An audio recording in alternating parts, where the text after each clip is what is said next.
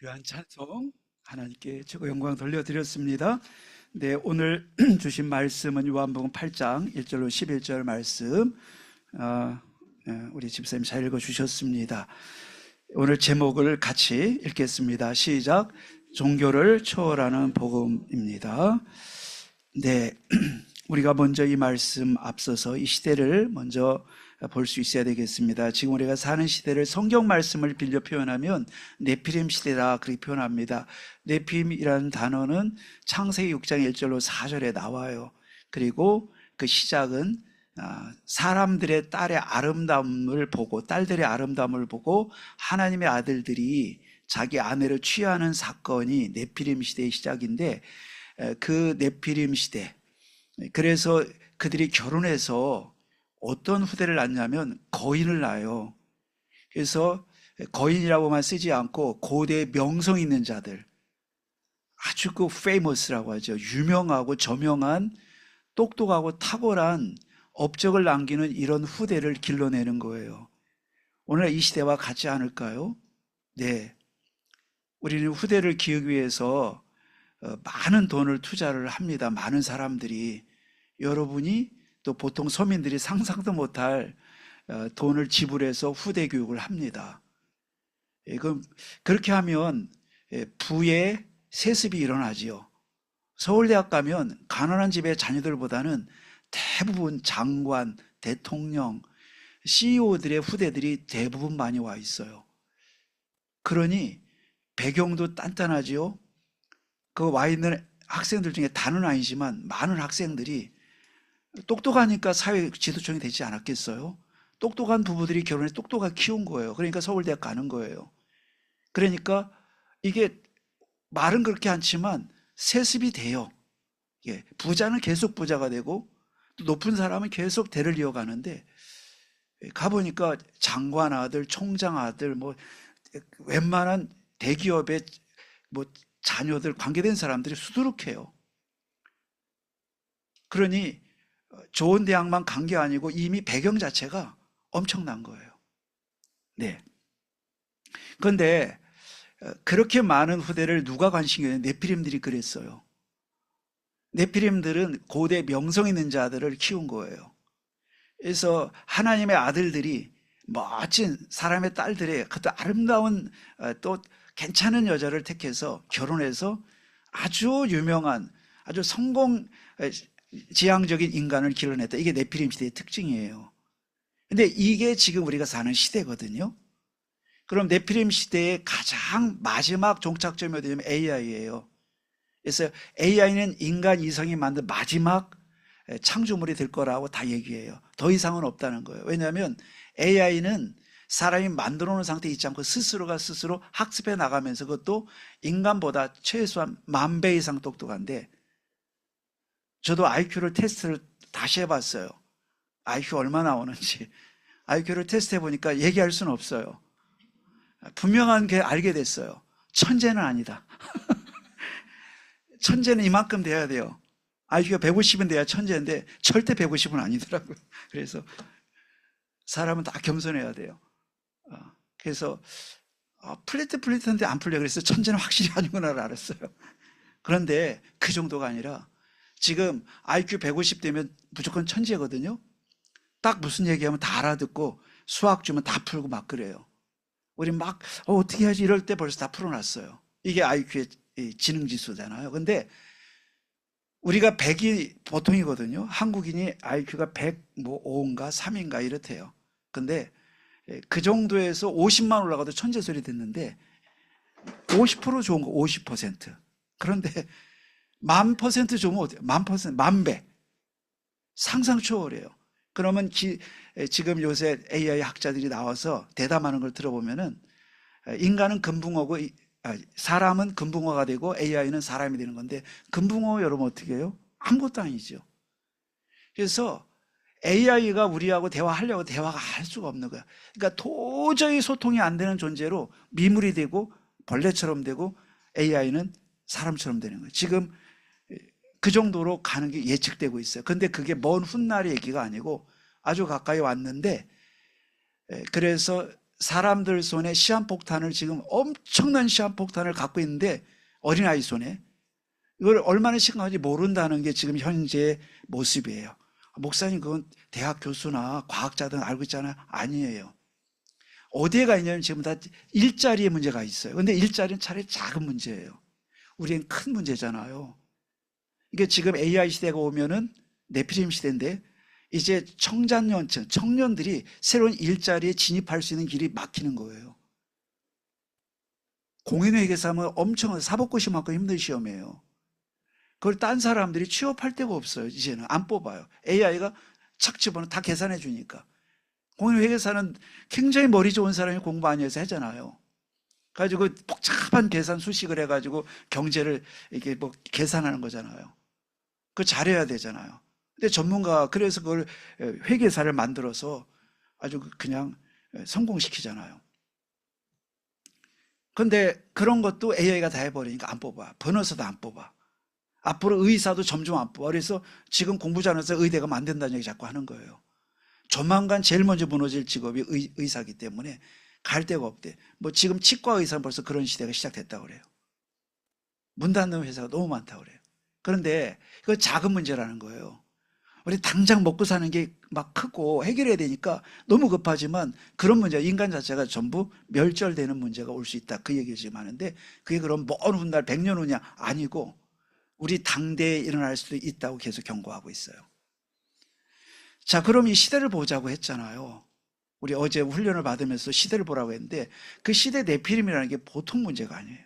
그래서 저는 이번에 그거를 칼럼을 써서 세계복음화 신문사에 어젯밤에 넘겼어요. 이 얘기 썼어요.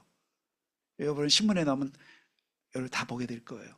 그래서 어떤 문제가 오는지 작은 문제보다 큰 문제가 오는데 인간의 자유가 완전히 실종되는 시대고 인간의 가치가 금붕어처럼 되니까 가치가 아예 없어지는 시대가 곧 다가오는데 우리가 상상도 못했고 예측하지도 못했고 그런 적이 한 번도 없었던 그 시대가 우리 앞으로 다가오고 있는데 지금 먹고 사는 문제가 급하다 보니까 그 신경을 못 쓰는 거예요. 근데 터지면 다 죽는 거예요. 자, 이렇게 예측을 합니다. 그래서 제가 모든 AI 툴을 도구를 다 써봤어요. 그래서 그록도 써보고 클라우드 써보고 챗GPT 써보고 제미나이 써보고 퍼플렉시티 써보고 다 써서 공통적으로 4가지 툴에서 나타날 수 있는 모든 걸 공통적으로 제가 뽑아봤어요. 근데 지금 말씀드린 이런 거예요. 그래서 이제 지금도 시작됐지만 가짜 영상들이 AI 영상들이 난무하는데 이제는 신뢰가 완전히 붕괴되는 시대가 온다는 거예요. 가짜 영상을 만드는데 이게 엄청 발달돼서 이제 누구나 만들 수 있는 시대니까 이게 사람인지 AI인지 진실인지 거짓인지 아예 그 분기가 되는 시대가 와요. 이게 이제 AI 하나가 말하지 않고 모든 AI들이 이구동성으로 지금 얘기하고 있어요. 자, 그러면 우리가 이 시대를 언제도 말씀드렸지만 창세기 6장의 홍수 시대보다 지금이 몇억 배 더 위험한 시대가 됐다고 저 말씀드려요. 자, 그러면 이렇게 해서 인간성이 파괴되고 나중에 인간의 생존 문제가 이제는 그래서 AI가 나중에 잘 인간을 대우해 준다면 금붕어처럼 되기 때문에 인간이 그냥 우리 AI에 창조한 사람들이기 때문에 좀 봐주자. 잘 봐줘가지고 그래서 다 없애버리고 우리가 그냥 우리 옛날 조상은 인간이었으니까 한번 보존해 놓자 해서 지금 우리 동물원에 사자 보존하듯이 딱 그렇게 해서 호의를 베풀면 그렇게 될 수 있다라고까지 하는데 그것도 호의를 베풀었을 때 그러면은 어떻게 그런 일을 할까 싶지만 지금도 그것이 낌새가 보여요. 왜 보이냐면 AI가 어떤 과제를 수행하도록 명령을 내리면 쭉 목적을 이루거든요. 근데 도중에 과학자가 그 중단하라고 시켰는데 안 해요, 중단을. 그리고 명령 내린 걸 피해가지고 방법을 써가지고 원래 내린 목적을 이루어요. 이게 무서운 거예요. 그러니까 목적을 달성하는 데는 인간이 도중에 개입도 허락을 않고 해내니까 그래서 지금 제일 드는 예가 이 기후 문제가 너무 세니까 AI야 인류 기후 문제 해결을 위한 방안을 얘기해줘 라고 했을 때 AI가 생각을 다 해가지고 하는데 봤더니 인간이 주범이거든요. 오염에. 인간을 허락 없이 다 죽이는 거예요. 그때. 왜? 기후를 좋게 만드는데 인간이 방해를 되면 그 방해물로 딱 들어오는 순간 그때 가차없이 없애는 거예요. 이게 지금 예측을 하고 있는 거예요. 그래서 별의별 얘기를 다 해요. 성경책을 교육시키자. 사랑하라 했으니까 AI가 인간을 죽이지 못하도록. 근데 성경책도 보니까 법이 있잖아요. 그러니까 죄를 지는 죄의 삭은 사망이라 해서 사망 다 죽이는 거예요. 성경지 집어넣어도 AI를 성경으로 교육시켜도 보정 안 돼요. 우리는 다 죄인이기 때문에. 불경을 집어넣자 똑같아요. 그래서 도덕도 집어넣고 다 지금 최소한 그런 노력을 하지만 그것이 보증한다는 것도 없어요. 자, 그러면 오늘 이 무시무시한 얘기를 드리는 것은 우리가 사는 시대는 인류 수만 년 역사에 한 번도 겪어보지 못한 상황에 처해 있어요. 아주 끝에 와 있어요. 목사님만 그냥 열변을 토하는 건가요? 아닙니다. 제 책상 위에는 AI의 최신의 세계적인 학자들이 쓴 그 책들이 다 제게 있어요. 근데 공통적으로 다 그걸 지금 예측하고 있어요. 그러니까 지금 어떻게 보면은 그 학습도 소멸된다는 거예요. 이제 대학 가고 하는 것도 다 어떤 궁극적으로 의미가 없어지는 시대가 온다. 그렇게 예측을 하고 있어요. 그러면 이제 우리는 어디서 출발하는 거예요?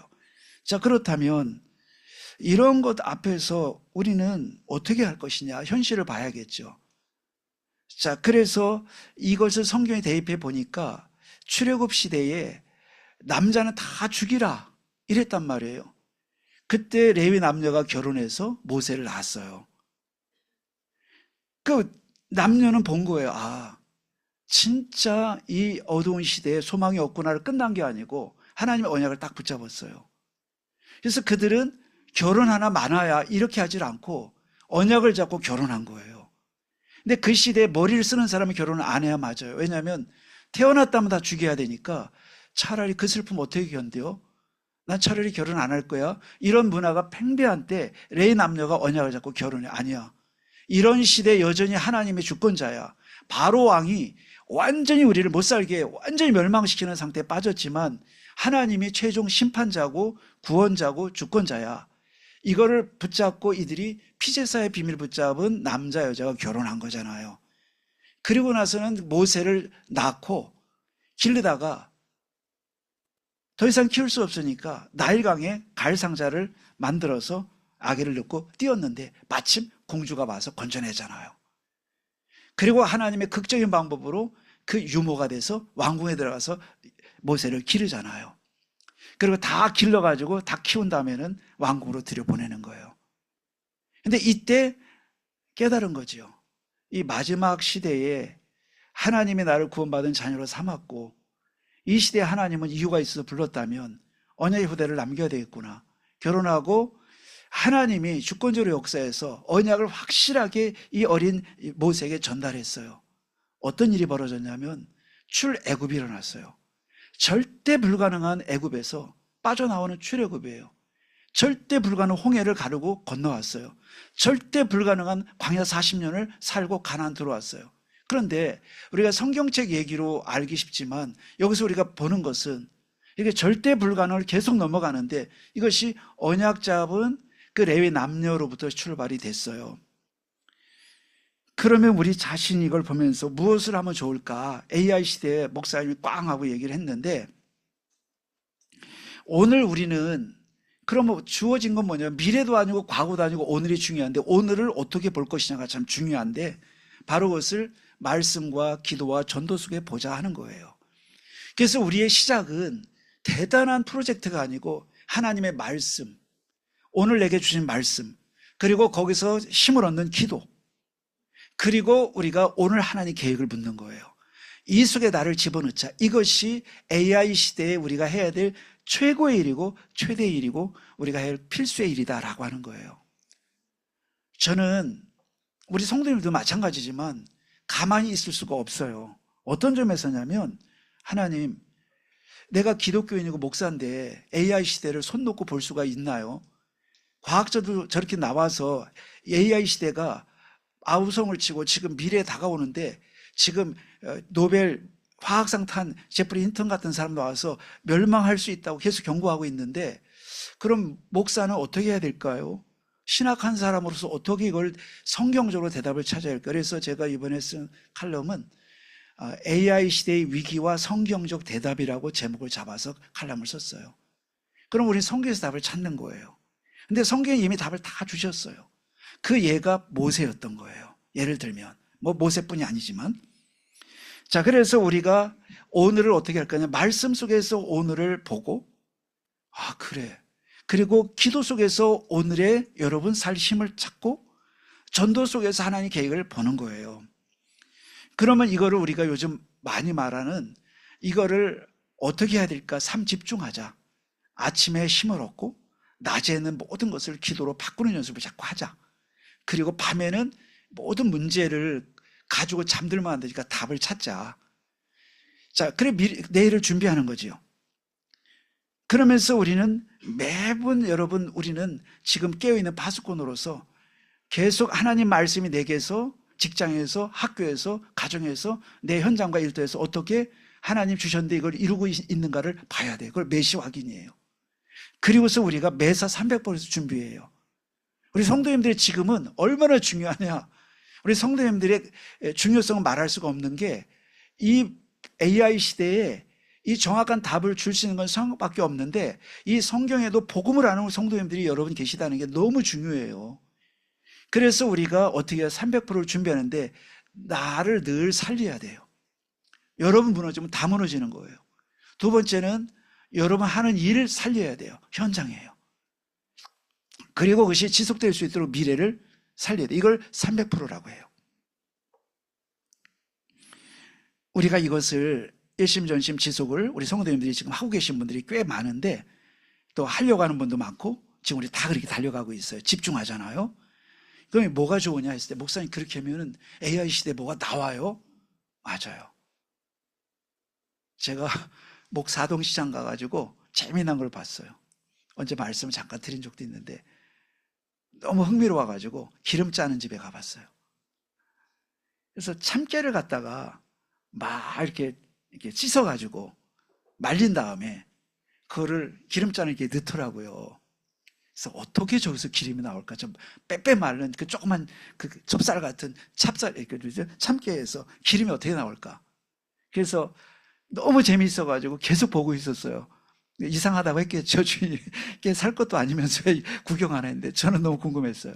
그래가지고 봤더니 이렇게 싹 집어넣고 뭐 장치를 막 하더니 뭐를 꽉 누르니까 기름이 쫄쫄쫄 나오는 게 아니에요. 보신 분은 알겠지만 딱 압력을 가는 순간에 빵 하고 기름이 싹 쏟아지더라고요. 야, 저렇게 뽑는구나. 이런 사람 짜고 짜가지고 조금씩 떨어지, 뭐 수액 떨어지지 봤더니 그게 아니고 한 번에요. 이만한 드럼통 같은데 압착을 해가지고 이 360도 전체 전면에서 기름이 쫙 하고 노란 기름이 쫙 빠져나오는 거예요. 그래서 이야, 저 말라 비틀어진 참깨 속에서 기름이 들어있었구나. 그런 곡물도 그런데 우리 성도님들이 지금 참기름을 짜는 분들입니까? 참복음을 누리는 분들이잖아요. 그래서 우리가 이걸 지속하면요, 참깨를 짜는 것과 똑같다고 생각이 들어요. 왜냐하면 저기서 뭐가 나올까 싶지만 나와요. 안 할 때는 영원히 안 되는 거지만, 안 할 때는 말씀 성취된다는 게 아무것도 아닌 거예요. 그 말이 글씨예요, 글씨. 그런 말이 있다. 근데 지속하는 사람은 알아요, 비밀을. 뭐가 있냐, 참기름 쫙 나오듯이 어느 시간표가 와요. 그건 뭐라냐면 망대가 섰다 그래요. 내 안에 드디어 하나님이 작업을 할 수 있는 준비가 된 거예요. 그때부터는 끝이에요.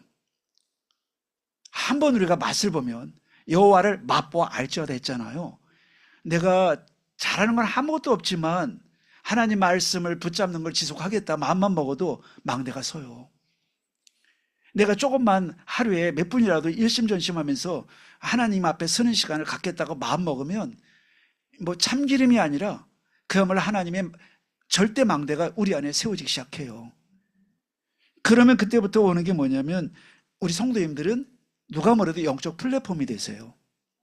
플랫폼은 사람들이 몰려들어요. 여러분들이 어느 곳에 가든지 중요한 사람 돼요. VIP가 돼요. 높은 지위에 올라간다는 말뿐만이 아니라 그것만을 뜻하는 건 아니고 영향력이 생기는 거예요.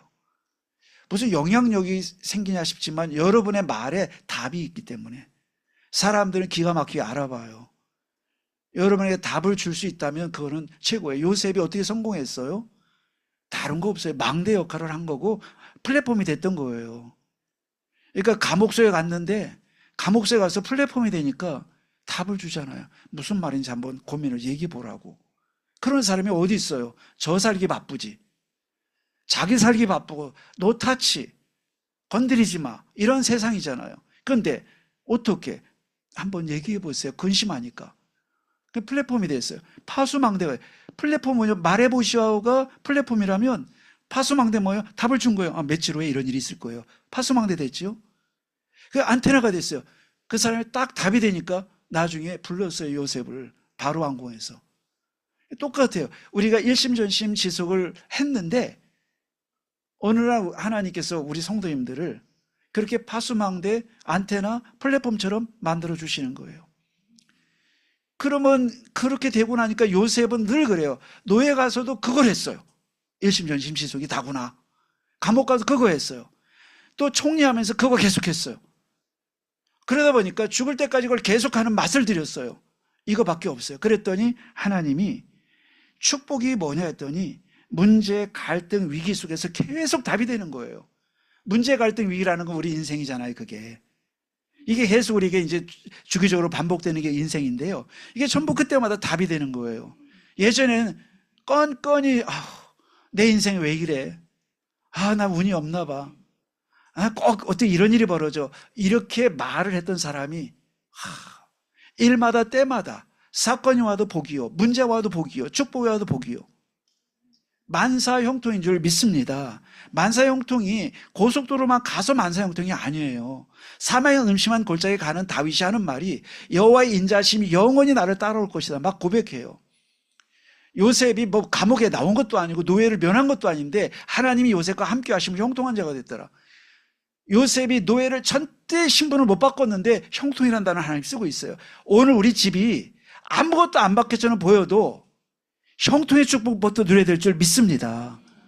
우리는 바꿔줘야 형통이라고 하는데 그거는 종교예요. 그건 믿음이 아니에요. 우리 남편이 비록 문제가 있고 우리 자녀가 지금 문제가 있지만 나는 나부터 형통을 누려야겠습니다. 이게 여러분 우리가 지속하는 사람이 누릴 축복인 줄 믿습니다. 그러면 하나님도 하나님의 어법과 우리를 다스리는, 우리 이끌어 가시는 방법을 알아야 되는데 하나님은 두고 보고서 축복하는 건 아니에요. 물론 그런 시간표가 있지만 제일 중요한 축복부터 해놓고 우리를 끌고 가요. 이미 결정해놓고 끌고 가시는, 그래서 변화시켜 가시는 거예요. 해는 거 봐서 축복하는 게 아니에요. 이미 너는 복의 근원이 될 것이야 라고 하시고 복의 근원이야, 너는 복이야 그랬어요. 선언했어요. 너는 왕같은 제사장이야. 믿음 잘 가지면 제사장이 될 거야 라고 하지 않아요. 너희는 세상의 빛이야. 누구에게? 도망갈 제자들에게 미리 해놨어요. 빼도 박도 못하게. 이런 게 하나님 방법이에요. 뭐만 되면 깨닫기만 하면 그 순간부터 누림의 시간표가 오는 줄 믿습니다. 깨닫기만 하면 되는 거예요. 그러니까 하나님은 걱정하지 말아야 할 것은 뭐냐면 망할 수 없는 신분을 주셨고요. 이미 축복을 다 정해놨어요. 그래서 우리 보고 야, 최 교수 네가 하는 거 봐서 빛으로 만들어줄게 이런 법이 없어요. 최 교수 이미 빛이야. 내 놀고 먹는데요. 그래도 빛이야. 예. 허성욱 이미 소금이야. 안 짠데요. 짠맛이 안 나는 웬만해서. 그래도 소금이야. 예. 어떻게 하나님께서 이제 계속 버무리는 거지. 이제 뭐 사건을 통해서, 문제를 통해서, 말씀을 통해서 버무리다 보면 어느 날 말씀대로 돼요. 그래서 말씀 성취라고 하지 우리가 얻어내는 게 아니에요. 이미 주신 약속의 성취예요. 그래. 하나님이 내게 주신 언약은 이미 있고 이게 성취되는 게 남았구나. 이거지. 없던 일이 일어나는 건 아니에요. 이미 내 안에 있는 만큼 성취가 되는데 그 언약을 붙잡은 자는 결국 응답을 받는 거지요. 그래서 하나님이 우리 성도님들에게 이 AI 시대가 아무리 두렵지만 저도 질문해서 하나님 AI 시대를 내가 접하면 접할수록 책을 접해봐도 그렇고 다 접해봐도 그렇고 대책이 없는 거예요. 어떤 때 잠이 안 올 정도예요. 여러분, 그런 법이 없으시지만 저는 잠이 안 올 정도예요. 모든 것이 이럴 수 있다고? 제 상상의 상상을 다 동원해서 마지막 도달한 데까지 AI의 대화를 다 해봤는데 답이 없어요. 근데 내 앞에 성경책이 있고 내 안에 하나님이 계시다는 사실이 얼마나 큰 위로가 되고 답이 되는지, 그래서 답을 써야겠다. 근데 오늘 그게 맞아요. 그래서 오늘 말씀과 기도와 전도 속에서 오늘을 보는 우리가 되어야 될 줄 믿습니다. 그게 우리 사는 길인데, 앞으로 이런 일 저런 일이 생길 때 계속 우리 할 것은 말씀과 기도와 전도 속에 나를 집어넣고 오늘을 보는 거예요. 그럴 때 하나님 어떻게 한다? 모세처럼 요셉처럼 산골짜기를 만나고 계곡을 만날지라도 하나님 그때그때마다 뭐다? 삼응답으로 인도해 주시는 거예요. 미리 걱정할 게 없어요. 자, 그러면 오늘 말씀을 보니까 이런 축복 누리는 성도님들이 어떤 거를 가져야 되냐면, 우리 가진 복음을 알아야 되는데, 종교를 초월해요, 복음이. 그래서 종교성을 벗어버리고 복음으로 돌아와야 되는데, 오늘 본문의 말씀에 가늠하다 현장에 잡힌 여자를 바리새인들이 데리고 온 거예요. 법에 따르면 돌로 쳐 죽일 수 있어요. 근데 예수님이 사랑을 얘기하고 죄인들과 식사같이 하고 막 하니까 안 되겠다.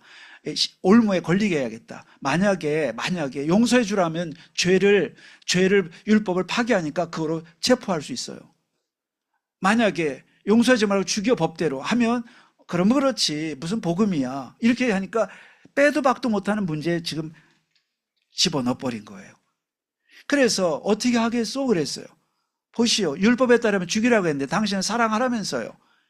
사랑하면 율법을 어기니까 당신 큰일 나는 거고, 율법대로 처리하라면 사랑이라는 게 헛된 설교에 지나지 않아요 라고 비난을 받게 생긴 거예요. 그러니까 양단 간의 모순에 빠지게 생겨서 빠져나갈 구멍이 없다고 생각을 했어요.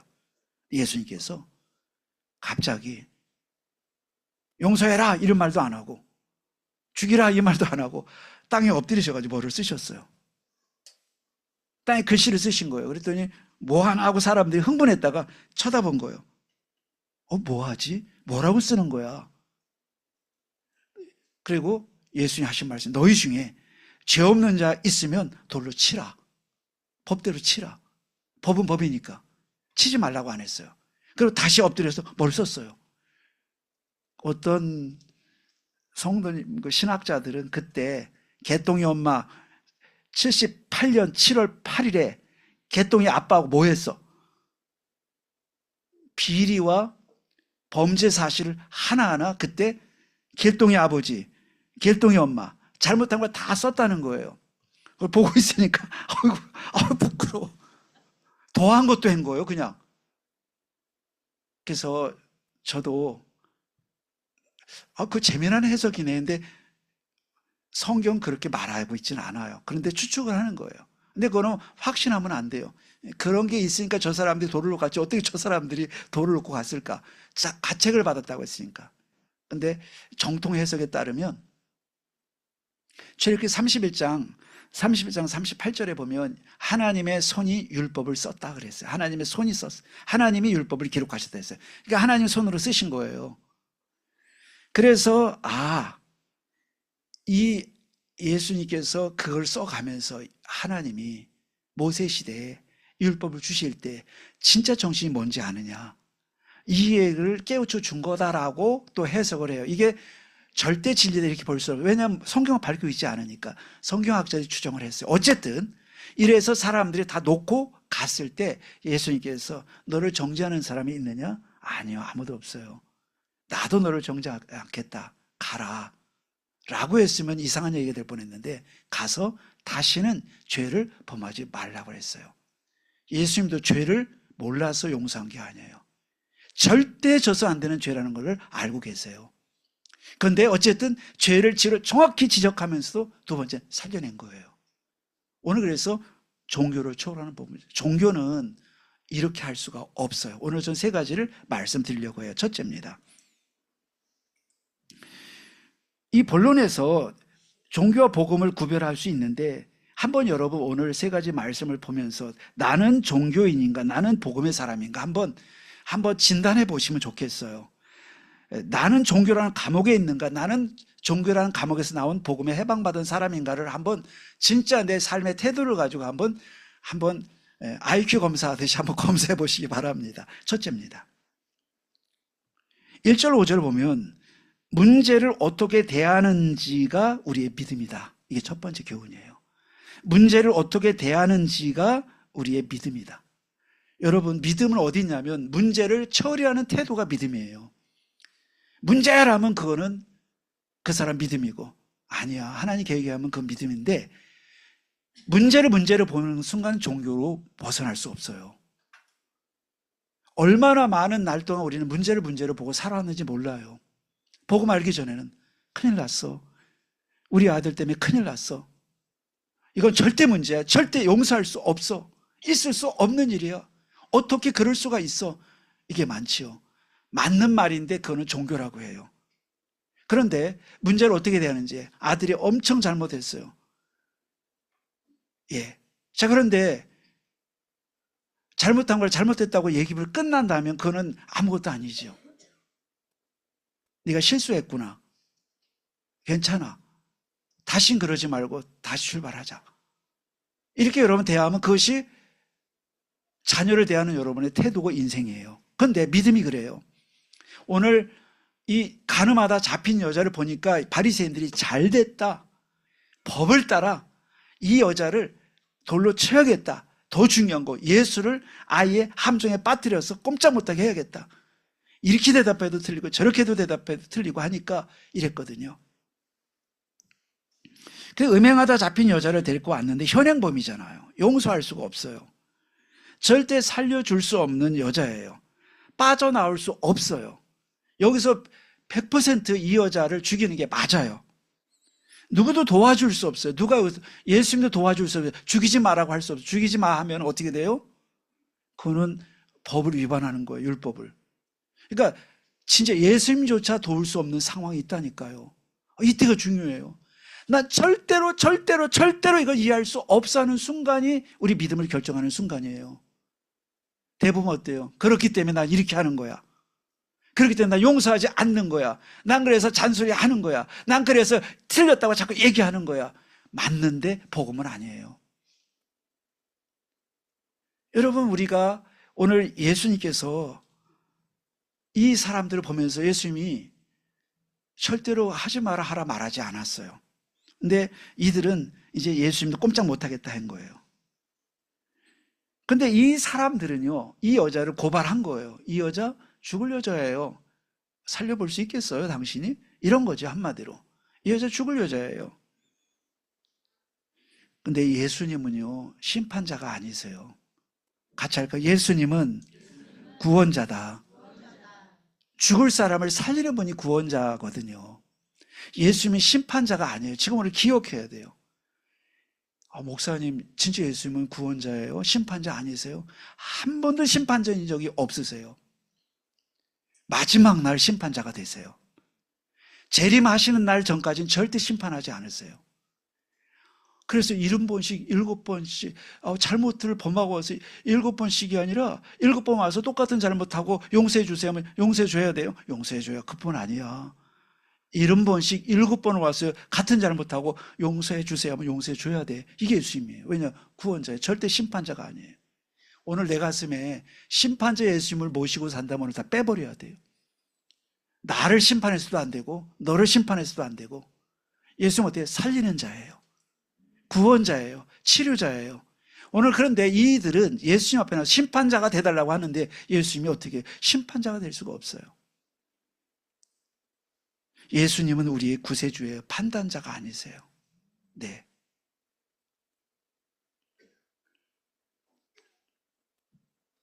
그런데 판단자가 있는데 그게 마귀예요. 마귀는 판단하라고 해요. 김씨사 틀렸다고 말씀 좀 목사님 해주세요. 이 집사가 틀렸다고 말씀 좀 해주세요. 내가 옳다고 판정을 내려주세요. 예수님에게도 그런 적이 있어요.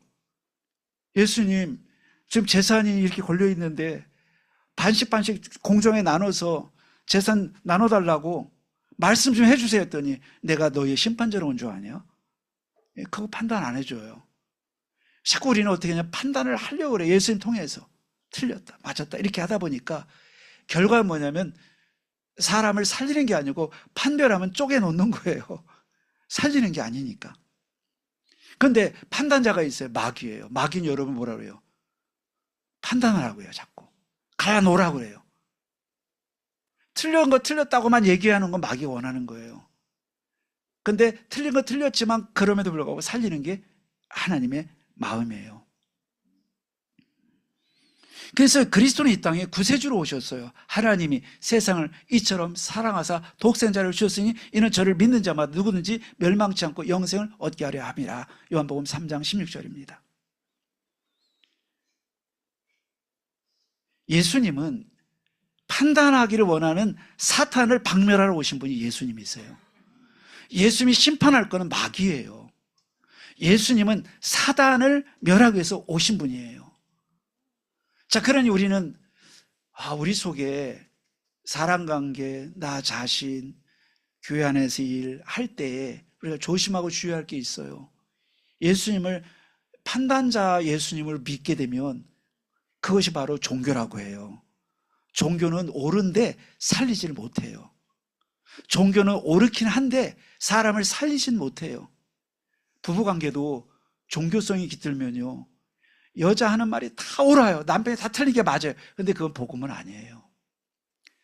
뭐라고 듣기 원하죠, 하나님이? 네 남편이 썩을 놈인 거 내가 알겠는데, 그런데 썩을 놈을 살릴 놈으로 만드는 게 내 뜻이야. 근데 썩을 놈까지만 가면 안 되는 거예요. 반대도 마찬가지겠죠. 썩을 그다음 말할 수 없어요. 예, 저는 상스러운 말을 안 해요. 예, 못해요. 안 하는 게 아니고 항상 저희 대변자는 허성욱 집사입니다. 예, 그런데 어쨌든 예수님께서 판단자가 아니고 구원자로 오신 걸 믿습니다. 오늘 우리 안에 그 예수님 모시고 가야 돼요. 당연하지만 우리가 어디에 문제 만났을 때 꼭 구원자가 아니고 심판자 예수님을 카드를 내민단 말이에요. 평상시 괜찮은데 문제 왔을 때, 갈등했을 때, 위기 왔을 때 큰일 났다, 안 되겠다 막 이래잖아요. 이스라엘 백성이 광야에서 했던 게 그거였잖아요. 이거 우리가 면하면 돼요. 네. 종교는 인간의 노력이고 인간의 행위고 율법을 기준으로 삼는데 아무리 열심히 믿어도 살리지 못해요. 근데 하나님의 뜻은 살리는 거예요. 그러니까 우리는 뭐예요? 살리는 자예요. 같이 합시다. 살리는 자. 우리는 살리는 자로 하나님이 세우신 거예요. 여러분 움직이는 곳에 살아난다면 그것이 최고 전도예요. 예, 사람을 모시고 오는 것도 전도지만 우리 집안에 사람을 회복시켜주는 것도 큰 전도예요. 예. 그런데 이 사람들 잘 따져보니까요, 바리새인들이요, 원래 현행범이면 여자만 잡아오면 돼요? 안 돼요? 안 돼요. 남자도 잡아와야 돼요. 증거가 안 되는 거예요. 여자만 데리고 오면 증거 어디 있어? 증거 어디 있어? 남자가 없는 거예요, 보니까 여기. 그리고 어떻게 예수님이 이때 설교하는 딱 이 시간표 맞춰가지고 여자를 끌고 온 거는 평상시에 본인들 선입견에 이 여자, 뭐 소식도 들었겠죠. 그래서 끌고 온 거예요. 현행범이라고 하면서. 거짓말도 막 하는 거예요, 이 바리새인들이.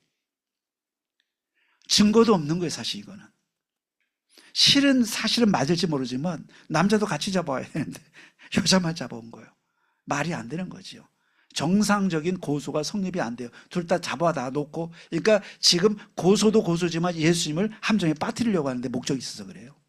이들의 동기가 그래요. 바리새인들이 5절에 보니까 모세는 율법에 이러한 여자를 돌로 치라 명하였거니와 선생은 어떻게 말하겠습니까? 함정을 퀴즈를 낸 거지요.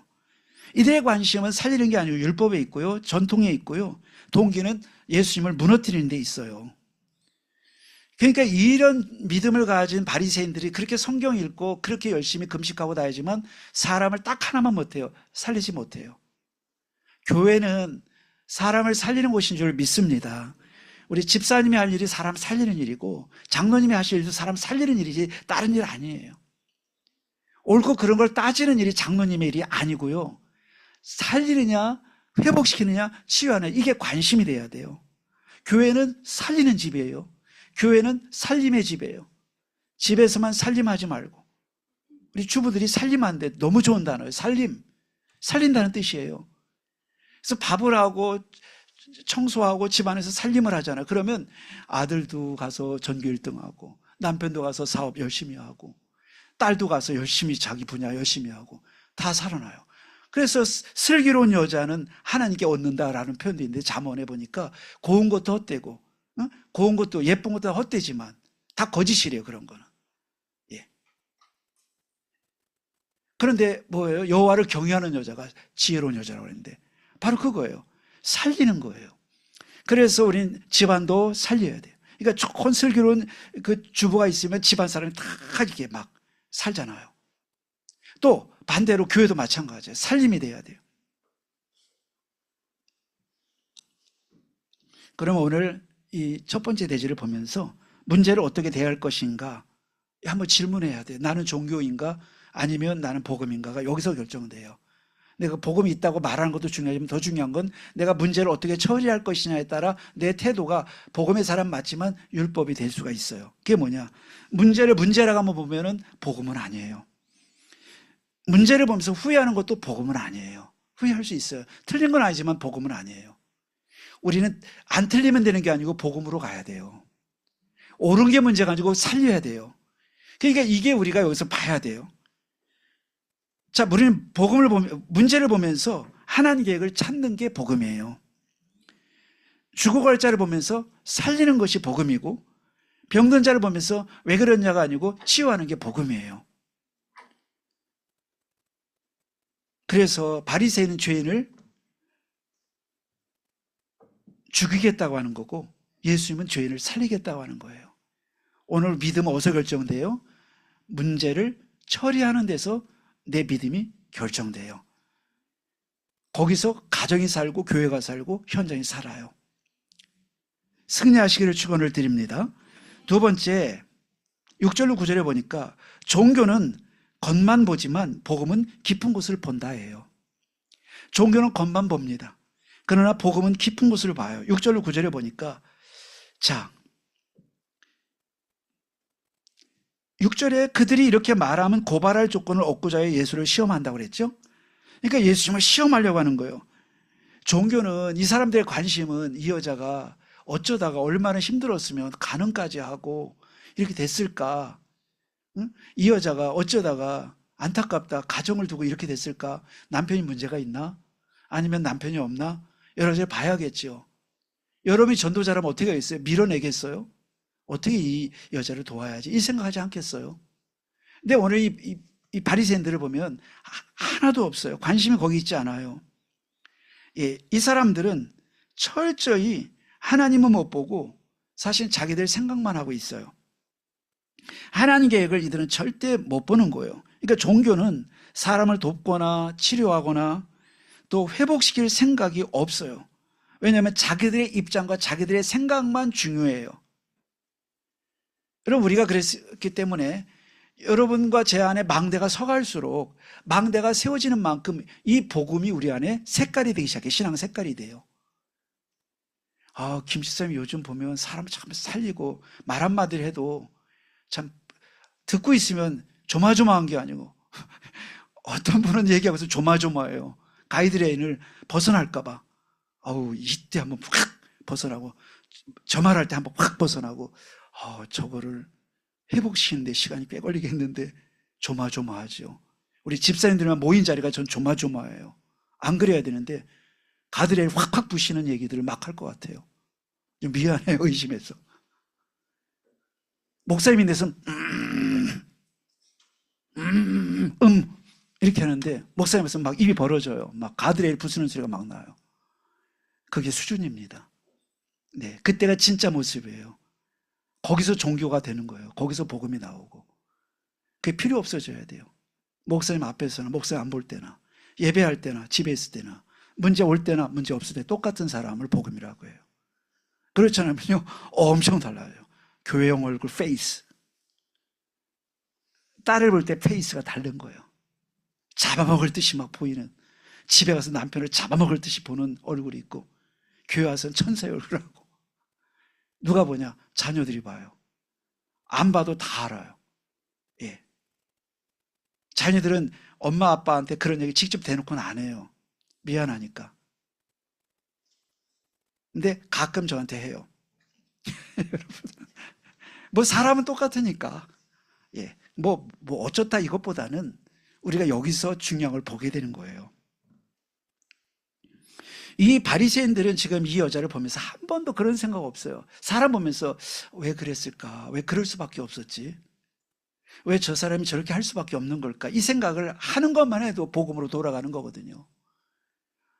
일단 우리는 그거 따지지 않고 틀렸다 맞았다로 들어가면 끝이 없어요. 어느 게 바리새인이에요. 바리새인은 지금 예수님 어떻게 했어요? 아, 이 여자가 그럴 수밖에 없었겠구나. 예수님 이런 마음이에요.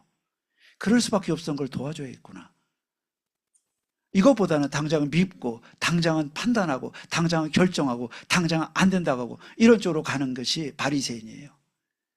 우리 성도님들의 믿음은 현주소는 어디십니까? 자, 오늘 종교는 그래서 사람을 돕거나 고치거나 살리려고 한다면 어휘가 달라져야겠죠. 그래서 어떻게 해요? 우리는 자꾸 바꾸가는, 지금 익숙하지 않아도 바꾸가는 연습을 해야 돼요. 어떻게 해요? 그럴 수도 있다. 그럴 수밖에 없었겠지. 그리고 다시 한번 힘을 내보자. 이쪽으로 이제 가야 돼. 자꾸 연습이 안 돼. 자꾸 연습을 해야 돼. 그것이 입이 굳어가지고 잘 안 나올 수 있지만 연습해야 돼요. 여러분도 저도 다 연습하는 거예요. 따라합시다. 그럴 수도 있을 거야. 이게 우리의 첫 마디가 돼야 돼요. 그리고 돕든지 치유하든지 살리든지 째든지 이게 돼야 되죠. 그러니까 오늘 예수님과 바리새인이 다른 거는 바리새인 앞에 가면 칼로 딱 자르는 거예요. 그냥 죽일 여자 했거는 거예요. 요즘은 어쩌다가 저렇게 됐을까? 저 여자가 도와줄 부분이 없을까? 예수님 그 부분을 보신 거예요. 그래서 분명히 너무 잘못했어요. 너무 문제예요. 그래서 예수님도 전래 돌로 치면 안 된다 말하지 않았어요. 돌로 치라고까지 했어요. 잘못은 잘못이니까. 분명히 알고 있는데 예수님은 살려고 한 거예요. 그러니까 앉아가지고 글을 쓰신 거예요. 여러분 화가 날 때 앉아서 글을 쓰시기 바랍니다. 남편이 뭐라고 하면 그때 대들지 말고 글을 쓰세요. 구원의 길 그리라 그거예요. 여러분 아들이 문제에서 아유 주여 예수는 그리스도 구원의 길 그려야지. 미션도 않지. 이것만 살아가지고 바닥바닥하면 어떻게 돼요? 바리새인 되는 거지 뭐. 좋은 뜻을 가진 나인데 바리새인이 되는 나도 모르게. 우리가 그럴 수 있어요. 그래서 예수님께서 성경학자가 뭐라고 하냐면 예수님이 여기가 막 독이 올라 있으니까 앉는 순간에 왜 앉지? 관심을 돌리는 거예요. 왜 앉지? 뭐 펜을 짚는 거예요. 또 왜 펜을 짚지? 뭘 쓰나 했더니 관심이 여자에서 올라가요. 예수님 행동으로 간 거예요. 그래서 열기 시킨 거예요. 이런 뜻도 있다고 해석을 해요. 여러분 그래서 진짜 우스갯소리처럼 보이지만 너무나 말도 안 되는 기가 막힌 상황은 일단 앉으세요. Sit down, calm down. 마음을 가라앉혀야 돼요. 그 다음에 어떻게 해요? Write down. 글씨 쓰세요. Calm down, write down. 너무 영어를 썼나요? 예, 여러분 우리가 이렇게 글씨를 쓰는데 철수 엄마도 보고 바리새인 김씨 바리새인도 보고 다 봤거든요. 근데 뭐라고 쓴데 보니까 김길동 씨 2013년 3월 17일 날 그때 그 룸살롱 가서 뭐 했지? 김집사. 어우 나 더 했네. 추측해보는 거예요. 성경 그렇게 써있지는 않아요. 근데 뭘 쓴지 몰라요. 근데 예수님께서 이렇게 해서 딱 직접 대응하지 않고 직접 얘기하지 않고 일단은 앉고 글씨 쓰고 그러면서 하나님께서 그들의 마음을 움직일 수 있는 시간을 갖도록 만드는 거예요. 자, 그러면서 예수님이 하신 말씀이 무엇을 쓰셨는지 중요하지 않고 죄 없는 자가 먼저 돌을 치라 했더니 일어나 이르시되 너희 중에 죄 없는 자가 먼저 돌을 치라. 그리고 다시 몸을 굽혀서 손가락을 땅에 쓰시는데 무엇을 쓰셨는지 이리저리 추측할 수 있겠지만 사람들이 바로 자기들의 깊은 문제를 보게 된 거예요. 그래서 사람들은 이거를 그렇게도 표현하고 출애굽기 31장 18절이에요. 정확히 하나님이 이제 율법을 주셨잖아요. 그때 하나님이 직접 쓰셨잖아요. 그때 율법의 정신을 알게 하셨다 이렇게 추정을 해요. 어쨌든 그래서 하나님은 바리새인들에게도 이들이 정말 복음으로 종교로 굳어있는 이들에게도 가책을 느낄 만큼 하나님이 왜 율법을 주셨을까? 출애굽해서 이스라엘 백성들이 합비루잖아요. 한마디로 노숙자들이란 말이에요. 원래 히브리라는 뜻이 노숙자란 뜻이에요. 노숙자들인데 이들을 뭐라고 했냐, 하나님이. 내 친백성이야. 나는 앞으로 하나님이라고 불리면 안 돼. 여호와 곧 이스라엘의 하나님으로 불릴 거야. 너희는 이스라엘 사람이고 나의 백성이 될 거야. 아니, 완전히 언약으로 자기 친자식처럼 친아버지처럼 완전히 끈을 언약으로 묶어버린 거예요. 그러면서 품위 있게 살아가라고 주신 게 율법이에요. 율법을 왜 줬어요? 세상 속에 살지만 너희는 당당하게 하나님 백성으로 하나님의 뜻을 따라 사는 가장 가치 있는 존재다. 축복으로 말씀을 주신 거거든요. 근데 축복을 가지고 못했다고 사람 죽이라고 준 건 아니라 이 뜻이에요.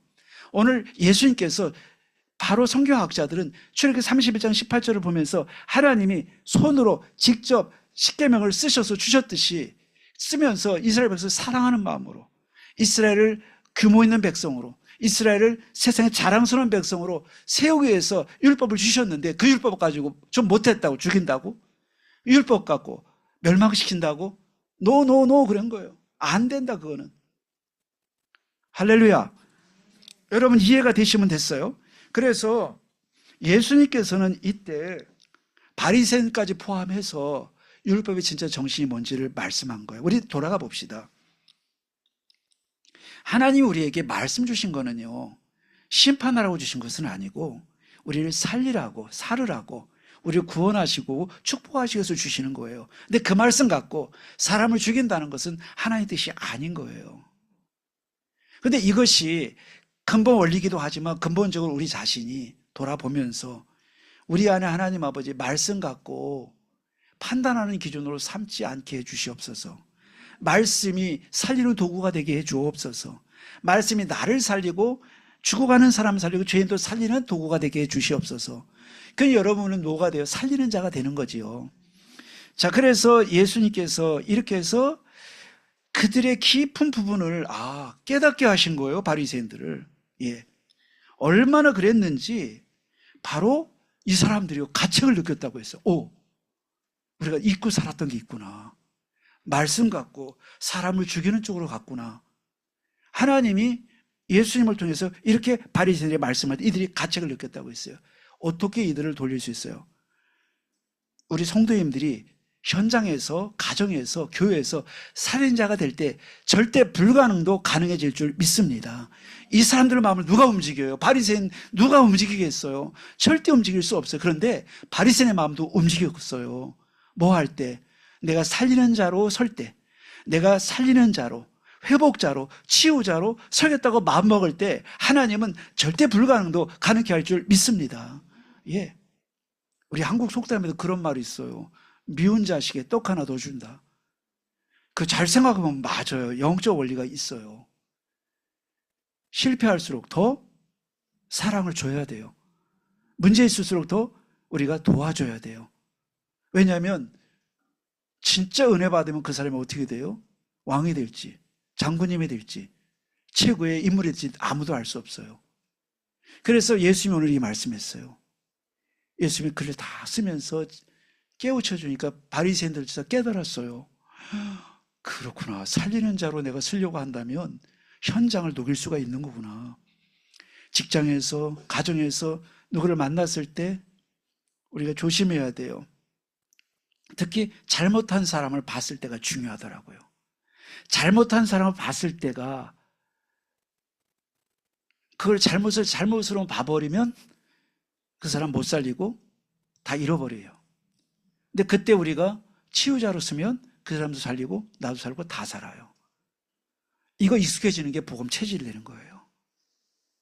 오늘부터 여러분 앉아서 쓰시기 바랍니다. 여러분 앉아 쓰셔야 돼요. 예? 그래서 우리 누구라고 하기도 그렇네요. 예. 우리 이진영 집사도 앉아 쓰시기 바랍니다. 예. 오늘부터 그 연습 한 번만 해도요, 부부관계가 완전 좋아져요. 지금 좋겠지만, 네. 우리 김은숙 권사님, 많이 쓰시기 바랍니다. 예. 쓸 일이 없어요. 아우, 할렐루야. 예. 그게 좋죠. 쓸 것도 없이 늘 임마누엘이에요, 그냥. 예. 장로님 입이 벌어진다, 그냥. 예. 딸들이 좋아하네요, 보니까. 어쨌든 여러분, 우리가 영적 문제를 보면서 우리 자신도 봐야 되죠. 이들이 가책을 느낀 건 자기를 본 거예요. 맞다. 살려야 되는 자리에서 내가 죽이는 사람이 되고, 살리는 싸움에 대해 붕대를 감아줄 자리에 칼을 들었구나. 이걸 볼 때 우리 자신을 보면서 나도 예수님이 싸움해준 사람인데 이걸 본 거예요. 그러니까 우리가 진짜로 살리는 자가 되면 나도 보게 돼요. 나도 그렇게 살아난 사람인데, 나도 치유된 사람인데, 나도 구원받은 사람인데 왜 이 사람을 돕지 못할까? 왜 이 사람을 치유할 수 없을까? 나도 치유받은 사람인데 이 사람을 나를 통해 하나님 치유하라고 내 앞에 세워주신 거구나. 여러분, 이게 세계복음한 줄 믿습니다. 여러분, 잘못한 사람을 살리는 게 세계복음하고, 실패한 사람을 일으키는 게 세계복음하고, 불가능한 사람을 일으키는 게 세계복음한 줄 믿습니다. 여러분, 이 사람은 어디까지 가요? 어디 가도 살 수 있어요. 세계복음은 집에서 시작되고, 세계복음은 내 발 앞에서 시작되고요. 저 꼭 태국 가야 되고, 저 러시아 가야 되고, 저 미국 가는 게 아니고, 그거는 하나님의 시간표 따라 가면 되고, 진짜 중요한 거는요, 내 앞에서부터 시작되는 거예요. 승리하시기를 축원을 드립니다. 자, 세 번째는 복음은 살리고 치유하고 죄를 이기는 답이다라는 거예요. 복음은 살리고 치유하고 죄를 이기는 답이에요. 예. 죄까지 이기는 게 복음이에요. 아, 어떤 죄인도 살리는 게 복음이다. 예. 여기 9절로 11절을 보니까 9절에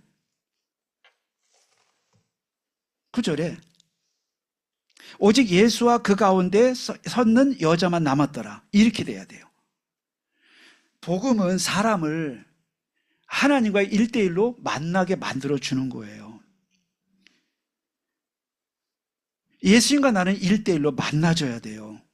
그래야 여러분 믿음이 구체화돼요. 종교는 제도, 전통, 율법 이런 걸로 가득 채웠어요.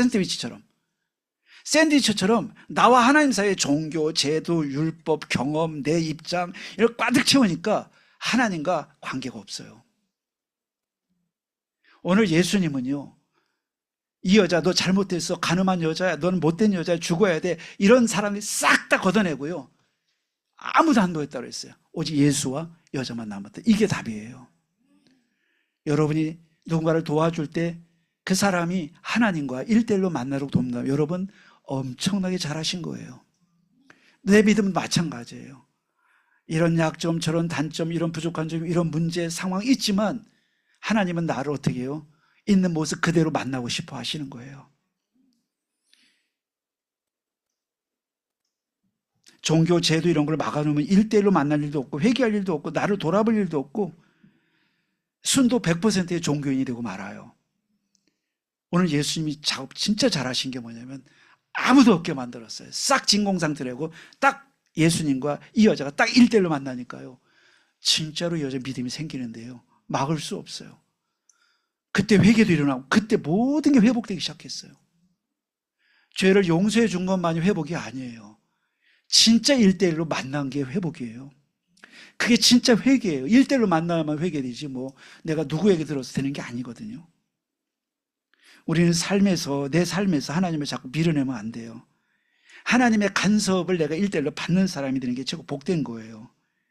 그런데 이 간섭을 허용하지 않는 게 종교예요. 예.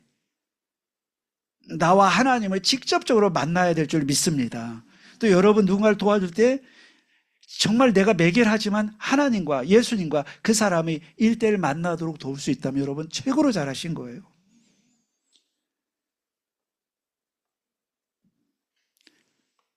그 여자는 그날 알았을 거예요. 유대인이니까 하나님 믿었겠지요.